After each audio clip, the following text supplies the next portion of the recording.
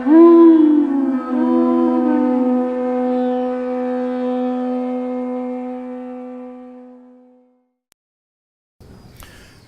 Namo Bhagavate Vasudevaya.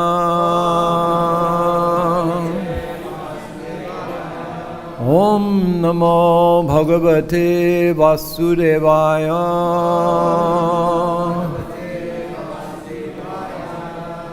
Om Namo Bhagavate Vasudevaya.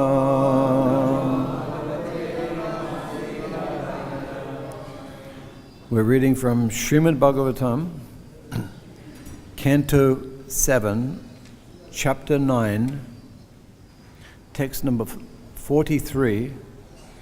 The chapter is entitled, Prahlad Pacifies the Lord with Prayers. Naivo dvije para duratyaya vaitaranyas.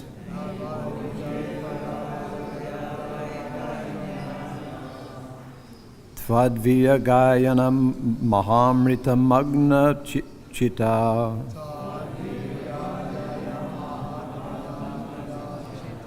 Soche tato vimukha chetasa indriyata.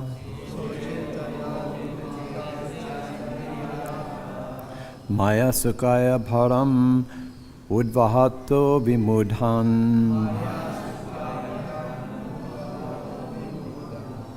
Naivo dvije para duratyaya vaitaranyas. Tvadviya gayana mamrita magna chitaha. Soche tato vimukha chetasa indriyata. Maya sakaya bharam udvahato vimudhan. Naivo dvije para duratyaya vaitaranyas. Tvadvirya gayana mamrita magna chitaha. Sochi tato vimukha chetasa indriyata. Maya sakaya bharam udvahato vimudhan. Na, not. Eva, certainly. Udvijay, I am disturbed or afraid. Para, O Supreme.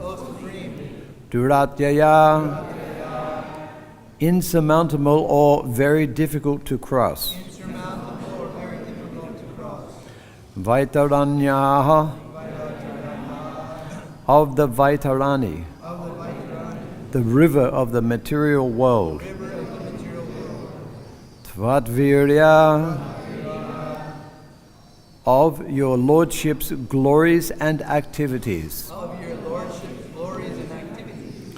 Gayana, from chanting or distributing. Maha Amrita, in the great ocean of nectarian spiritual bliss. Magna Chitaha, whose consciousness is absorbed. Soche, I am simply lamenting. Tataha, from that. Vimukha chetasaha, the fools and rascals who are bereft of Krishna consciousness. Indriyata, in sense gratification. Maya sukaya, for temporary, illusory happiness. Bharam, the false burden or responsibility of misleading one's family, society and nation, and elaborate arrangements for that purpose. Udvataha, who are lifting by making grand plans for this arrangement. Vimudhan, although all of them are nothing but fools and rascals, I am thinking of them also. Translation and purport by His Divine Grace, A.C. Bhaktivedanta Swami Srila Prabhupada Ki Jai. O best of the great personalities, I am not at all afraid of material existence, for wherever I stay, I am fully absorbed in thoughts of your glories and activities. My concern is only for the fools and rascals who are making elaborate plans for material happiness and maintaining their families, societies, and countries. I am simply concerned with love for them. Responsively. O best of the great personalities, I am not at all afraid of material existence. For wherever I stay, I am fully absorbed in thoughts of your glories and activities. My concern is only for the fools and rascals who are making elaborate plans for material happiness and maintaining their families, societies and countries. I am simply concerned with love for them.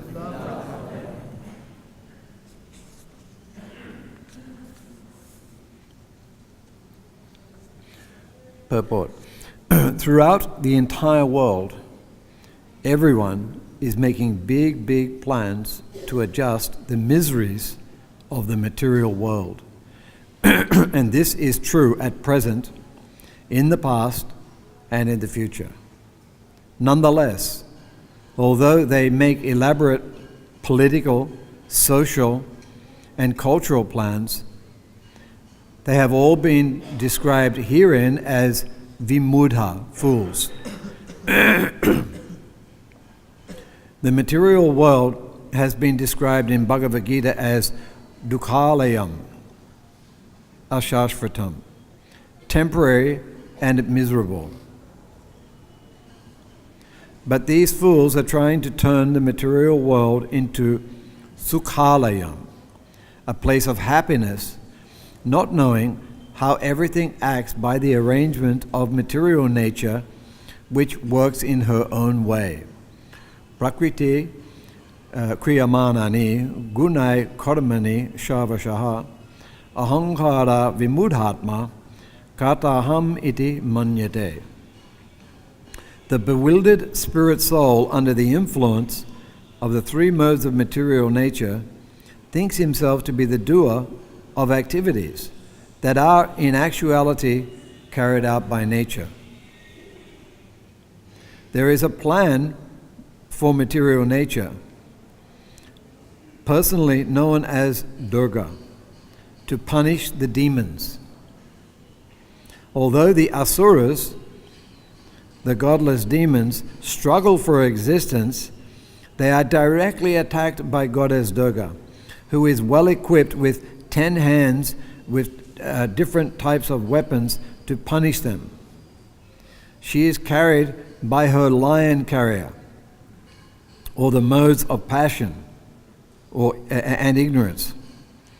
Everyone struggles very hard to fight through the modes of passion and ignorance and conquer material nature. But at the end, everyone is vanquished by nature's laws.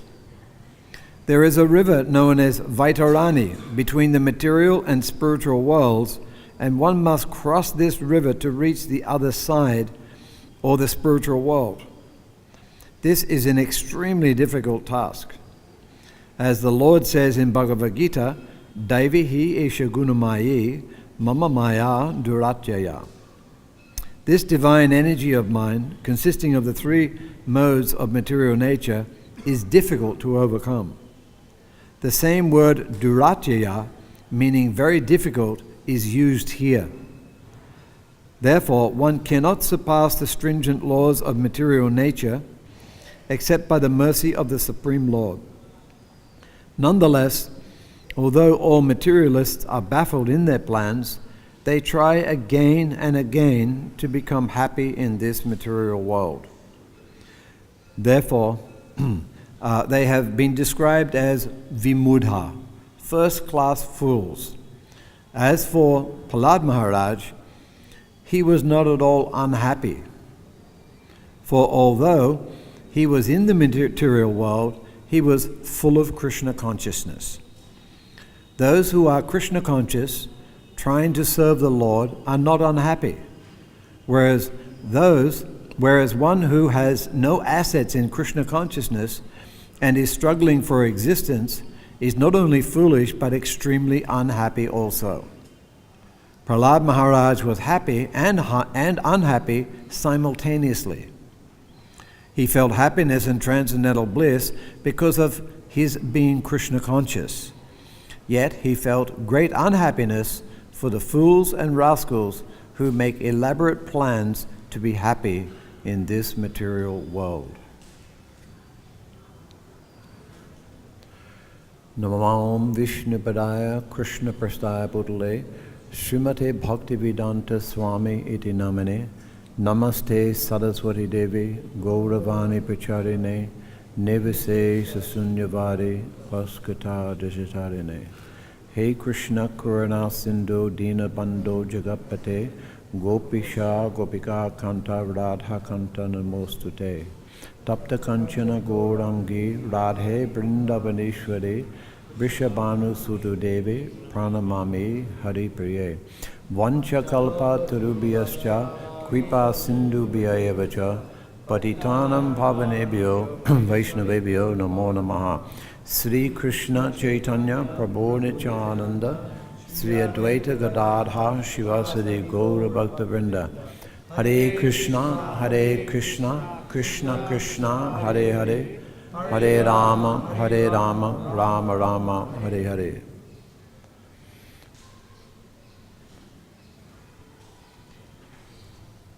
So there are many points which are being covered in this section of the Srimad Bhagavatam, 7th canto, 9th chapter. Prahlad is pacifying the Lord with prayers. So the scene or the situation is that Lord Nrsimhadev is on one side and he is extremely angry. And he was requested by Lord Brahma and the Devas to pacify Lord Nrsimhadev because nobody else could pacify the Lord. So Prahlad Maharaj is in the process here of pacifying the Lord with most eloquent prayers and most eloquent glorification of the Lord and making many philosophical points. So Prahlad Maharaj is saying here that and he's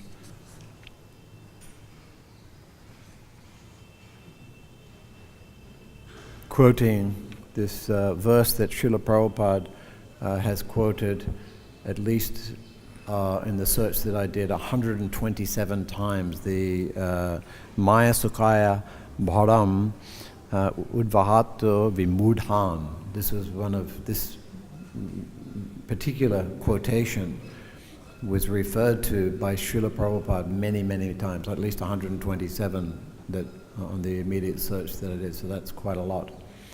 And Srila Prabhupada is basically elaborating on what Prahlad Maharaj elaborated on, which is, this whole material world is a waste of time. And that's not an easy message to convey to this material world where the spirit of enjoyment is extremely intense. It's extremely intense, the spirit of enjoyment with which modern civilization is advancing.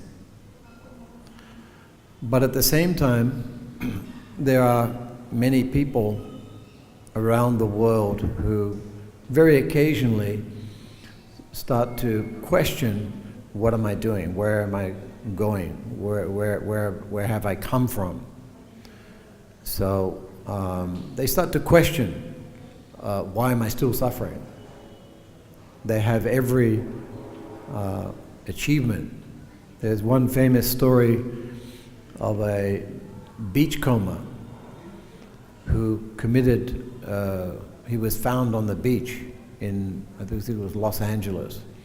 But he was a multi-billionaire. He had everything. But he was so frustrated that he just renounced it all and became a beachcomber as if he had nothing and sitting out on the beach. So why? Because he's looking for some peace. He's looking for satisfaction. He's looking for higher happiness. So within the material world, we are. Prahlad Maharaj is pointing out, and Srila Prabhupada is also pointing out how so many people are wasting their time. But we do come across those people who start to doubt the material world, and they're the people that we want to preach to. They are the people who have questions, and we have the answers. And it's very nice when we're preaching and we meet someone who has genuine questions like that in terms of why am I suffering in this temporary material world. So Srila Prabhupada in the purport refers to this verse from the Bhagavad-Gita, Prakriti kriyamanani gunai karmani shavashaha ahankara vimudhatma kataham iti manyate, that the bewildered spirit soul, under the influence of the three modes of material nature, thinks himself to be the doer of activities, which in actuality is carried out by nature. So there's one very famous lecture given by Shishi Gonitai Ki Jai, Srila Prabhupada Ki Jai. There's one very famous lecture given by Srila Bhaktisiddhanta Saraswati Thakur. And in that essay, or in that lecture, he says that the biggest illusion of the conditioned soul is to think that he is the doer, that he is doing it. Like you pick up this, you think, well, I'm doing that. And you pick up this, you think, I'm doing that. You think, well, I am talking. I'm not actually talking. It's not me that's talking. Krishna is talking. Now that's pretty hard to realize. If I see you talking, and I say, well, you are not doing the talking, it's Krishna that's doing the talking. But actually, this is the living entity is yantra rudrani, is as though sitting on a machine, which is the material nature. And it is the soul within the body that is the witness to the material body and material nature and all the activities being carried out by material nature. So the living entity, the soul within the body, has particular desires, and Krishna fulfills those desires. And when Krishna fulfills those desires because of some previous good karma, the living entity then falls into Maya's trap of thinking that he is the doer, that it is him that is doing it and it is not Krishna. Just like a very wonderful example, but before I go to that example, I just want to make this other point, is that when a conditioned soul attains some achievement in the material world, he thinks that he is the doer and he becomes proud. It gives rise to the illusion of pride. I have done something wonderful. And this is the beginning of this is a fallen condition for the living entity, to think that he is the doer or to be proud of anything that he has done. So the symptom of a liberated soul is that he never thinks that he is the doer. He always fully realizes and understands that it is Krishna who is the doer. And the prime example that I can think of, or that I have seen, is Srila Prabhupada himself in 1974 in the Lotus Building in Mayapur, when Srila Prabhupada had taken the instructions of his spiritual master to heart, and he had preached Krishna consciousness all over the world, and he returned to Mayapur very victoriously, because Srila Bhaktisiddhanta Saraswati Thakur gave the order to preach Krishna consciousness in the Western world to all of his disciples. But Srila Prabhupada was the only one who carried it out successfully. So after going around the world and making so many disciples in the Western world, Srila Prabhupada, he returned to Mayapur, and it was a most wonderful occasion because Srila Prabhupada had achieved something very significant, something that that most people would be proud of. But the first thing that Srila Prabhupada said in that the Lotus Building was packed with devotees. It was one of the first lectures that he had given. The first thing that he said was that I am not fit to be your spiritual leader. And Srila Prabhupada, he meant it. He was not practicing humility. If one is not humble, then we should practice humility. That if we don't feel like we are the most fallen, then we should at least practice it. Well, I am the most fallen, but we know we're not really thinking we're the most fallen, but at least practice it. So Srila Prabhupada was not practicing humility. He was actually emotional. And he genuinely felt, he says, I am unfit to be your leader.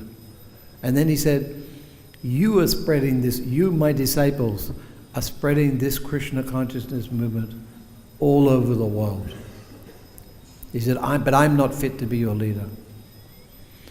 And then when I heard that was about 40 years ago, 45, something like, who's good at mathematics here? 1974 to now, how many years is that?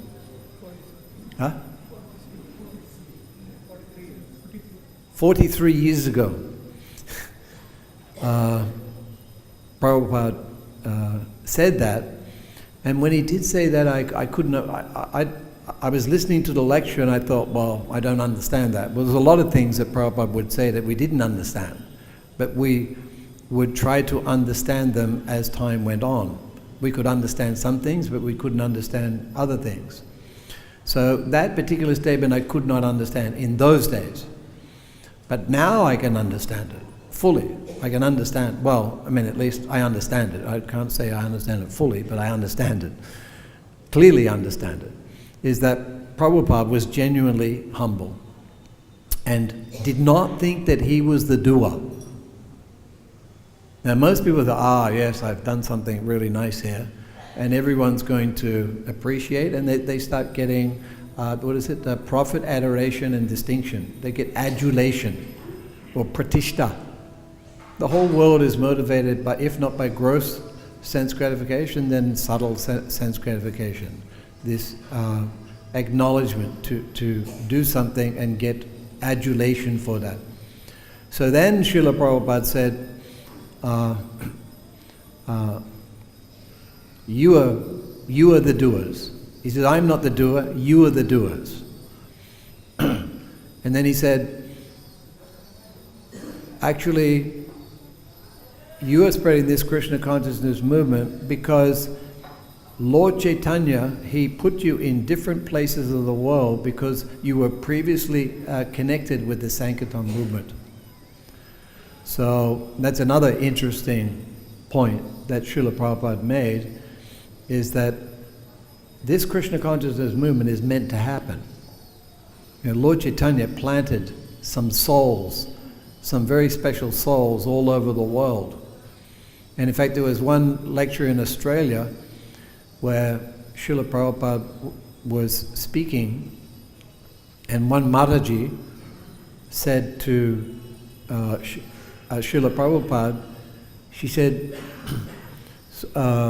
did she say Swamiji or did she say Prabhupada? I think she said Prabhupada. Maybe she said Swamiji. But anyway, she asked Prabhupada, Prabhupada, why did you, Krishna consciousness is so good and there's a big need for it in the world. Why did you wait so long? Why did you wait until you were old? Why didn't you go out and do this when you were young? You know, and then you could have done so much more. And Srila Prabhupada's reply is that I was waiting for you to take your birth.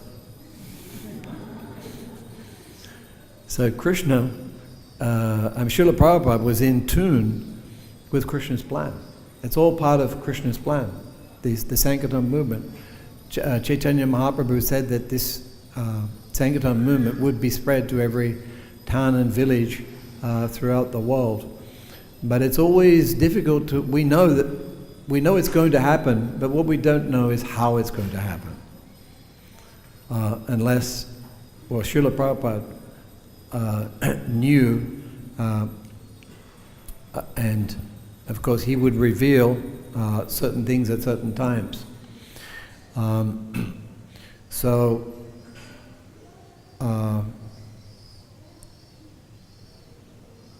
Prabhupada didn't think that what we learned from that is, in relation to this verse quoted by Srila Prabhupada in the purport, is that the bewildered living entity thinks he's the doer.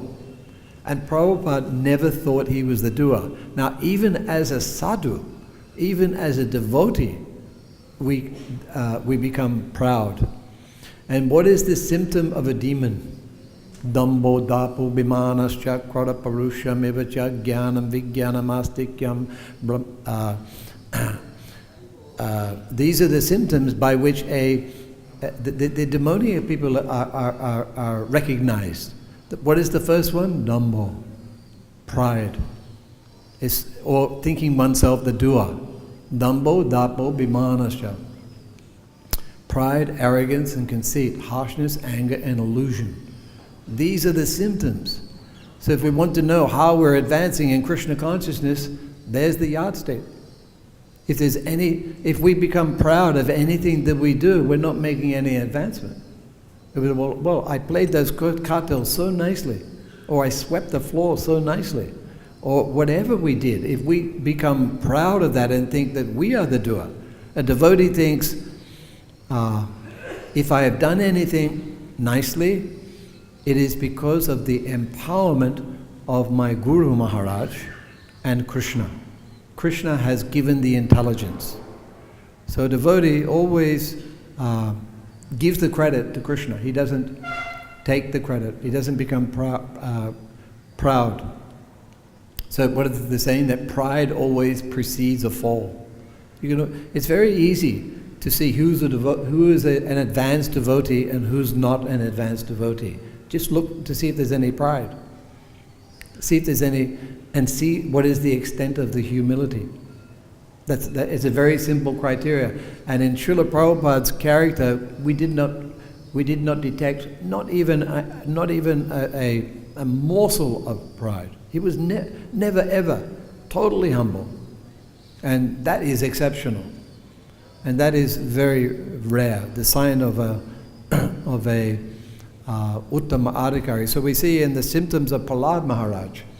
Prahlad Maharaj was completely prideless, completely humble, completely pure, completely liberated, completely happy, completely attached to Krishna. And so how did Prahlad Maharaj attain that state of Krishna consciousness? How to get there? Well, if we look at the life of Prahlad Maharaj, he received the instructions of Srimad Bhagavatam from his spiritual master Narada Muni when he was in the womb of his mother. So he started hearing Krishna consciousness at a very early age. But why was Prahlad Maharaj in that position of being Prahlad Maharaj? So Sanatana Goswami mentions this in Sri Hari Bhakti Vilas, that and this is very instructive, is that in his former life, in his previous life, Prahlad Maharaj was with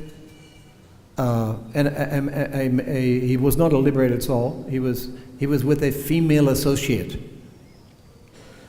and on one occasion he had a very fierce argument with his female companion, and so fierce was that argument that it went from sunrise to sunrise.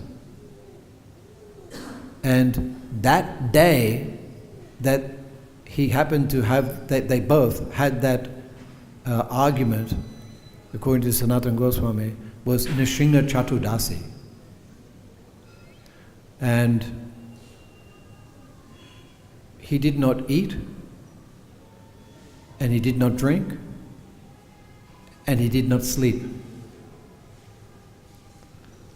And it is explained that because he inadvertently observed that vrata, he was promoted to the exalted position of Prahlad Maharaj in his life.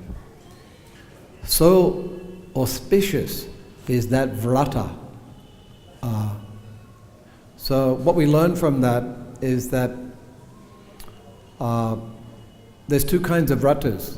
There is the vrata of Hiranyakashipu, and then there is the vrata of the devotees in Vrindavan. For example, the other day I was in Govardhan, and for the first time I've seen it for real, is the devotees doing the dandabats around Govardhan.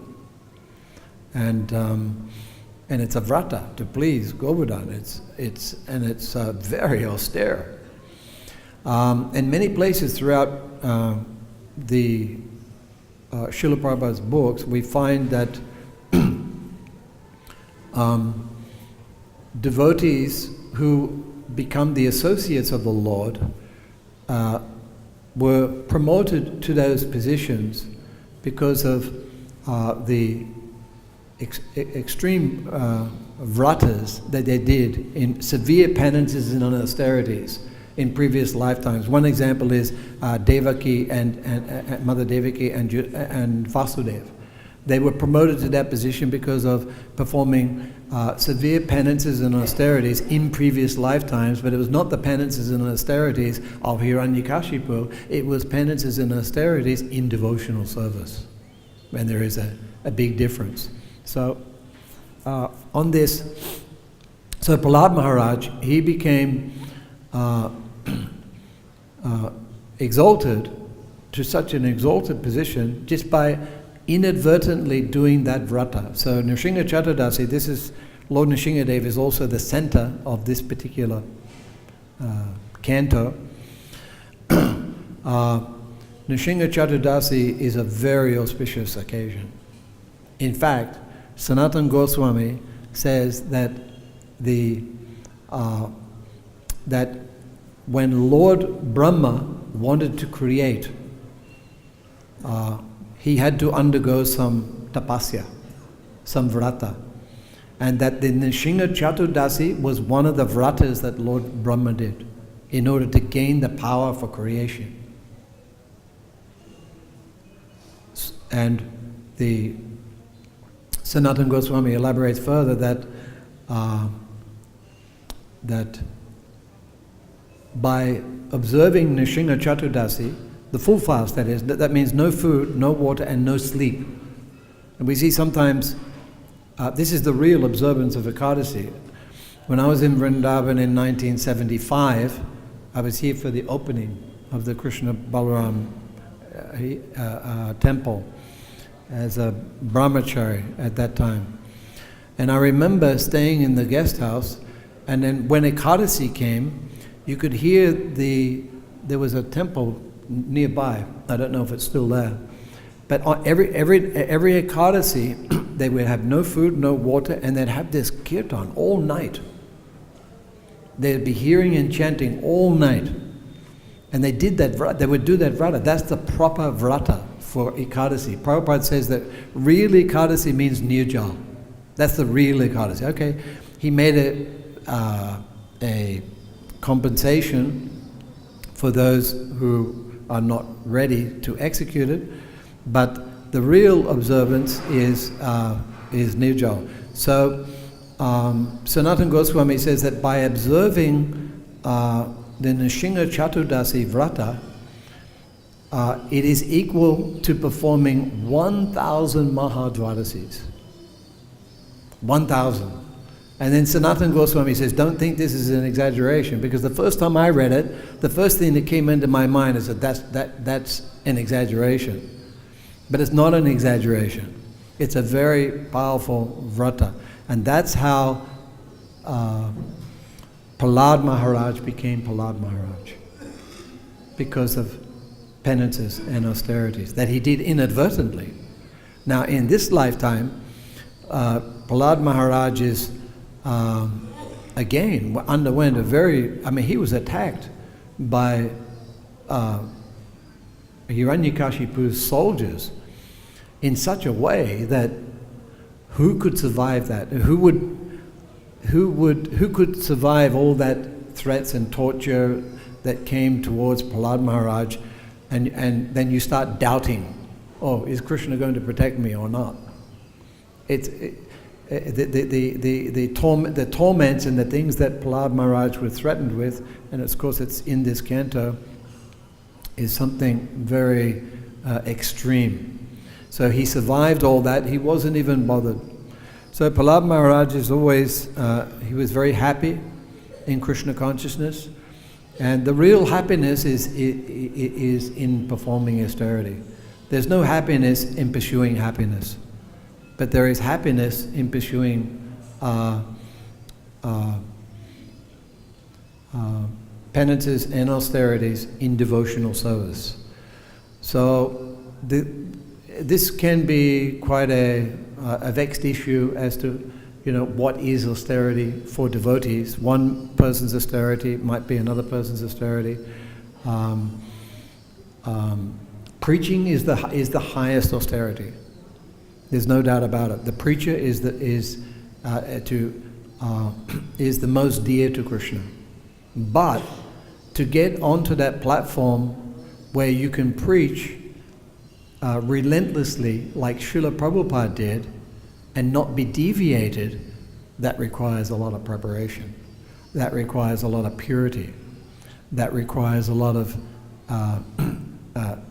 penances and austerities beforehand in order to be able to do that. So sometimes, in order to avoid austerity, a devotee says, "No, I'm going to go preach. I'm going to go preach because preaching is easier than doing austerity. I just cannot bear the fact that my stomach is empty." Because if you want to know where if you want to know if you're free from false ego or not, if you fast and if you can tolerate the urges of the senses or not, then that's a good indicator as to whether or not one is free from the bodily concept and identifying with the material body. So we should follow in the footsteps of Prahlad Maharaj and preach. Prahlad Maharaj was a preacher. But how did he get to that platform of being such a preacher? And we have to see where we are and not try to imitate such an exalted, liberated person, and gradually increase our devotion and our penances and austerities. We notice that in the lives of the 6 Goswamis, they're all incredibly austere. Their austerities were more than the austerities of a Hiranyakashipu. Barely eating and sleeping. But it's not that we can imitate that, but we should go in that direction. We should try to eat less, sleep less, hear and chant more. Eat less, sleep less, hear and chant more. And then try to get that to a level where we start reciprocating with Krishna. Because Balunokaibe out of Balunaporibe Hridayate Radha Krishna Savada Sevibe. That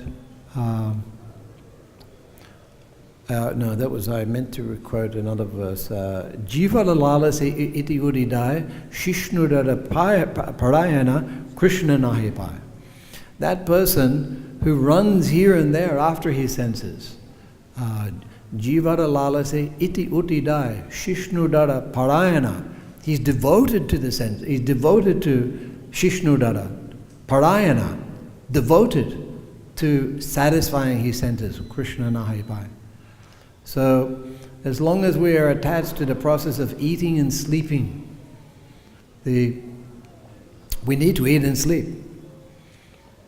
So don't stop eating and sleeping, but reduce it to the point where we only take what we need and not what we greed. Because there is a very big difference, but Maya comes to us in the form of what we actually need is very little. But Mr. Greed comes up from within the heart and says, "Oh, you need more." So Mr. Greed tells us that our need is actually more than what we need, and then our need becomes greed. So, therefore devotees are sober. A devotee becomes sober. He knows what he needs. And he knows the difference between need and greed. And so long as we're under the influence of greed to any extent, our Krishna, we lose the taste. We cannot get the higher taste. We cannot relish the chanting. We cannot be enthusiastic about chanting. And so another thing we learn from Prahlad Maharaj is utsahan nishchayad dhayat, that enthusiasm, confidence and patience. Prahlad Maharaj was always so enthusiastic about following the process of Krishna consciousness. And enthusiasm is ever so important. Without enthusiasm, we're not going anywhere. We can't make any progress. and then enthusiasm, confidence, patience. We have to be patient. So where does enthusiasm start in the day? It starts from the time we wake up, and it starts before that is the time we go to sleep. So early to bed, early to rise makes a man healthy, wealthy, and wise. It's a good saying. So taking rest at a timely,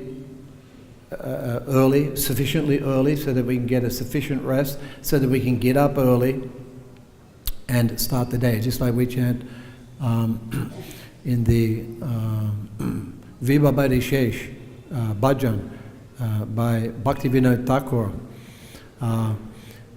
Srila Prabhupada comments that Srila Bhakti-Vinod Thakur has instructed us that we should rise early in the morning. Vibhabhadi Shesh. The night is over, rise before sunrise. So we should rise and chant the holy names of the Lord before sunrise. So Prabhupada said that, and he repeatedly said that everyone should rise early, attend Mangalatik, and chant one's sadhana in the temple, and chant one's prescribed sadhana early in the morning.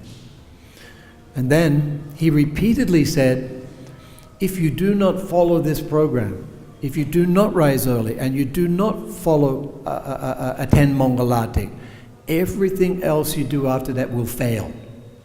And he not only said it once, he said it several times. Because that determines what mode we're in for the whole day. During the sunrise, there's some very inauspicious influences. Very inauspicious. All the ghosts, the hobgoblins, the pisachis, they all come out at sunrise. All the associates of Lord Mahadev, Lord Shiva, they come out at that time, and they go for the people who are sleeping, and they possess them, and they become possessed like madmen for the rest of the day, because they're tainted with that energy. And that's why you find that even the Vedic tradition in India, at sunrise and at sunset, nobody sleeps and nobody eats. They always ring the bell and do arti. It's sunrise and sunset. Why? Because at sunrise and sunset, it's a very inauspicious time to eat and sleep. So this is the basic. So our enthusiasm has to start at before sunrise, and jumping out of the bed. Okay, even if you pull yourself out of the bed, no problem. At least somehow or other drag yourself out. I know sometimes I have to drag myself to Mangalatik, but as soon as the chanting is there by the assembled devotees, immediately it's easy. Just get yourself to the temple and make it every day. And then that becomes the predominating factor, the predominating energy of not only that day, but for every other day, every day in your life that you do that. It's a very auspicious program. And that has to, the priority of that cannot be compromised. It is not negotiable. You say to your mind, if I get a good sleep, I can do so many other things better. This getting up, your mind will tell you so many different things about why you should not get up early. But you just reply to the mind, my dear friend, this is not negotiable. I am following Srila Prabhupada's instructions. Srila Prabhupada's instructions, they must come first. So I think it's 9 o'clock. Do we have to stop here? Or is it? Yeah? So we should stop.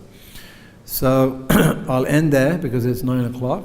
Are there any questions or any comments? We have some questions, comments? Yeah.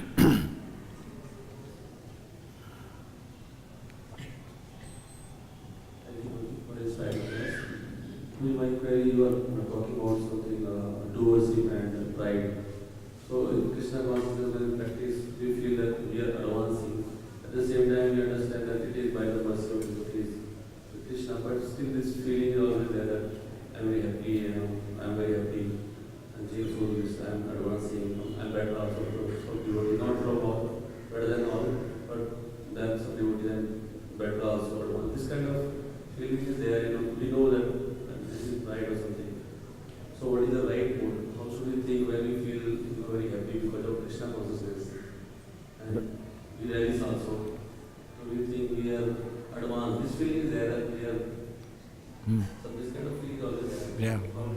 That's actually a very good point, is that we have to be happy in Krishna consciousness. We have to be happy. And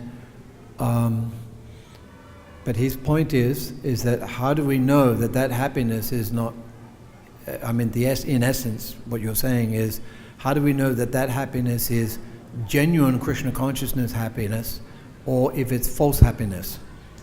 Like someone might become very happy because he's thinking, well, I'm better than him.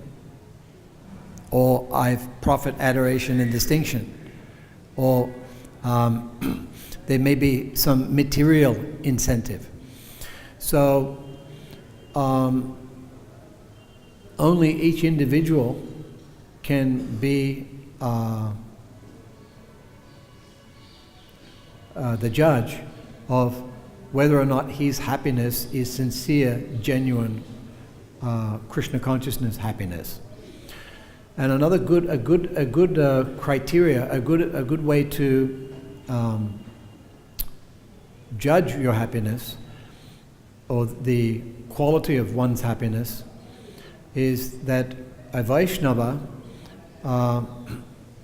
is very unhappy to see others happy.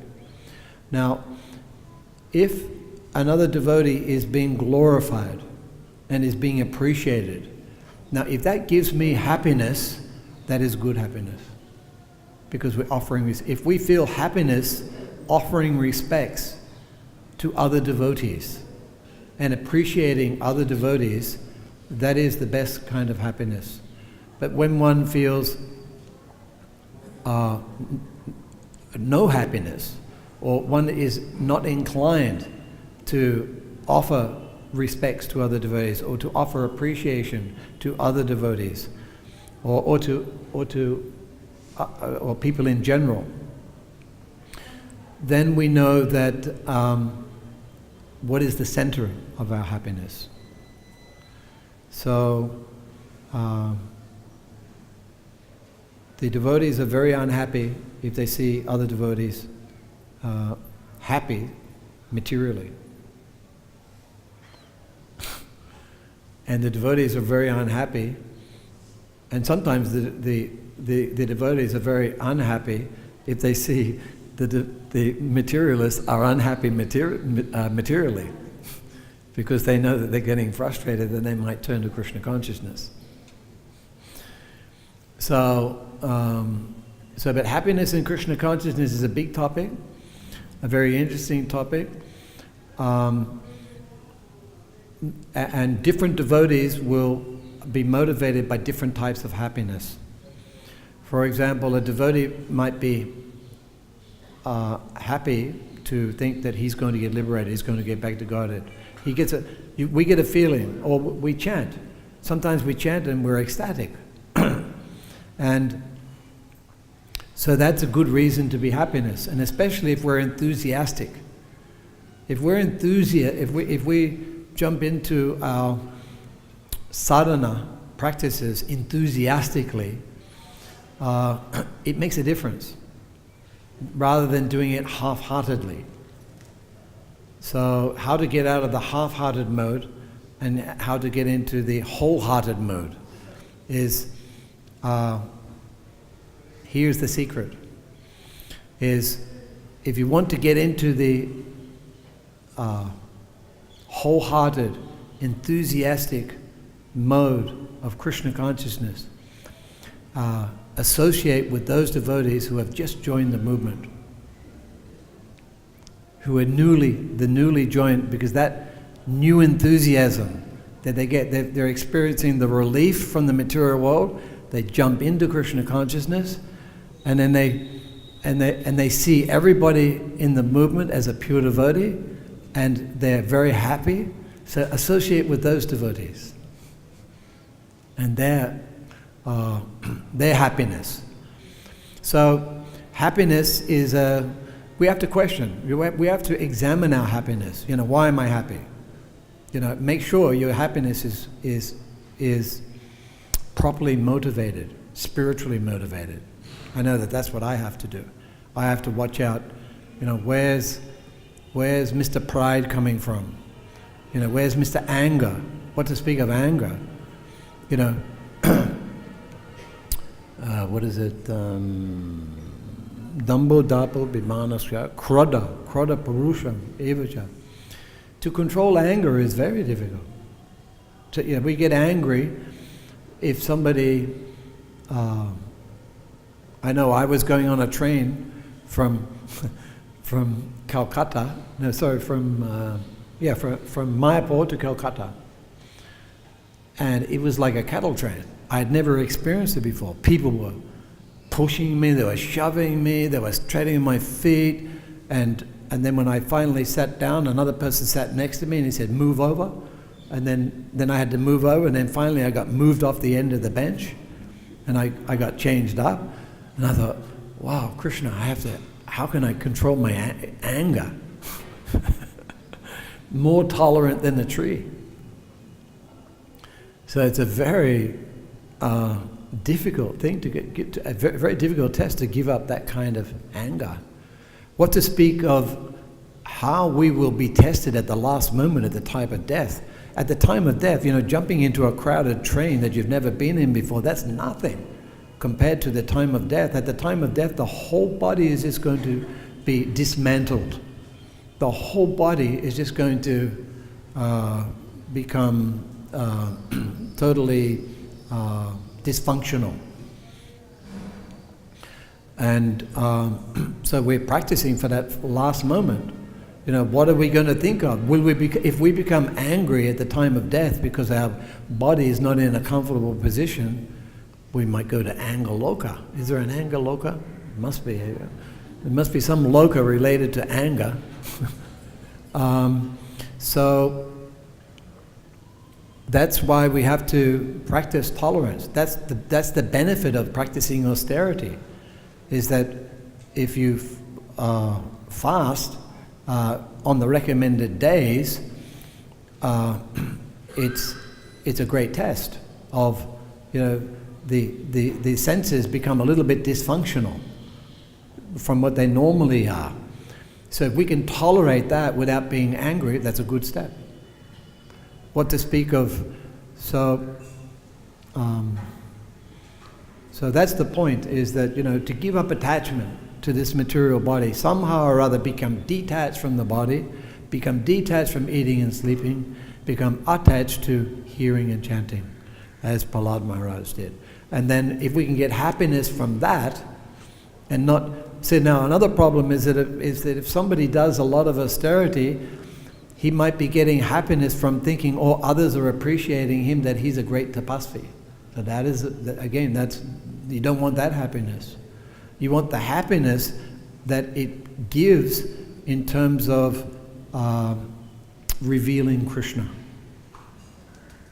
It reveals Krishna.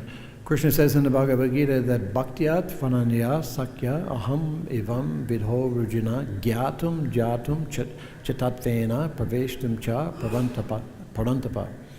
That, there's another verse I was going to refer to, that one cannot get attached to Krishna unless he performs some austerity. There are many verses to that effect. So, happiness in Krishna consciousness is the very last point here is that he felt happiness and transcendental bliss because of being Krishna conscious. So we have to make sure that our happiness is in line with that. Srila Prabhupada ki jai. Go Premanandi.